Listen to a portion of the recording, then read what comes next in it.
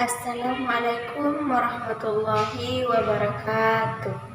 Perkenalkan, saya Nabila, siswi Madrasah Aliyah Negeri 1 Majene, kelas 10 Muta'alim 1. Baik, langsung saja saya akan menjelaskan tentang sejarah, yang dimana sejarah sebagai ilmu, peristiwa, kisah, dan seni.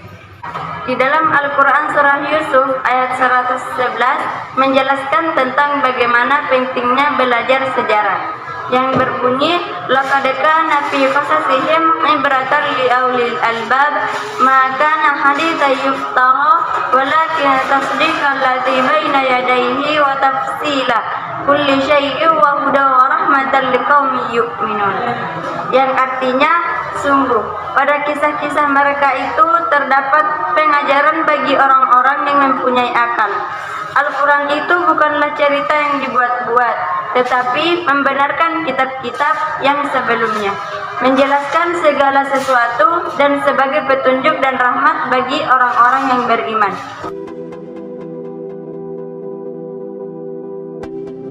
Yang pertama, sejarah sebagai ilmu.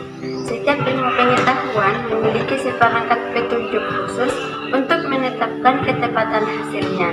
Salah satu di antaranya adalah memiliki metode dan objek penelitian. Objek kajian sejarah adalah pemikiran, perasaan, perkataan, pengalaman manusia dalam ruang dan waktu tertentu. Manusia juga merupakan subjek sejarah. Kenapa?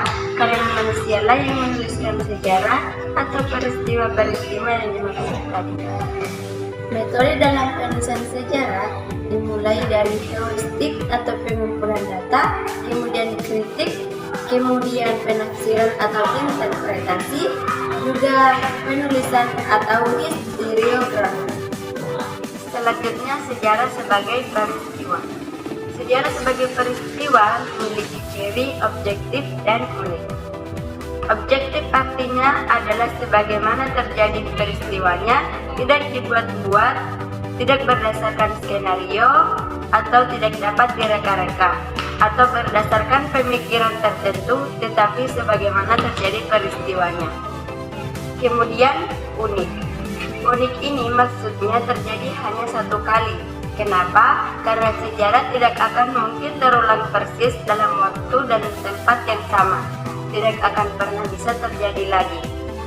Inilah yang disebut sebagai sejarah sebagai peristiwa. Dikatakan sejarah sebagai peristiwa jika yang pertama, objektif.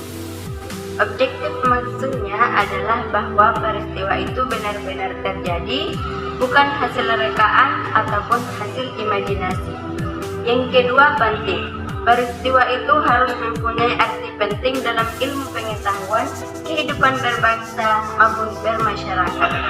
Fakta-fakta sejarah itu tidak hanya sekedar deretan peristiwa-peristiwa saja ataupun arti fakta saja, tetapi juga mempunyai ilmu pengetahuan, nilai pengajaran dalam masa kini maupun masa yang akan datang.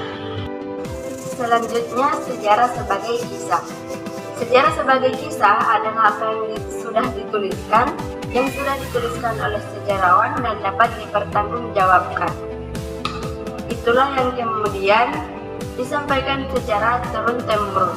Yang terakhir, sejarah sebagai seni. Sejarah sebagai seni erat kaitannya dengan penulisan sejarah. Seorang sejarawan harus memiliki intuisi yang kuat dalam membuat sebuah karya sejarah. Tetapi dalam menuliskan sebuah karya sejarah, sejarawan tidak boleh melebihi batasan-batasan yang tidak menggambarkan realitas sejarah itu sendiri. Sejarah sebagai seni akan menimbulkan ketertarikan dari pembaca untuk mencintai sejarah. Sejarah sebagai seni akan menjadikan karya sejarah menjadi lebih hidup dan pembaca seolah-olah masuk ke dalam suasana ataupun peristiwa yang digambarkan oleh penulis. Terkadang, penulisan sejarah sebagai seni terlihat kurang ilmiah. Oleh karenanya, diperlukan batasan-batasan agar peristiwa yang dituliskan itu tetap ilmiah. Itulah tadi yang dimana sejarah sebagai ilmu, peristiwa peristiwa, kisah, dan seni. Itulah tadi yang dapat saya sampaikan. Semoga bermanfaat. Wassalamualaikum warahmatullahi wabarakatuh.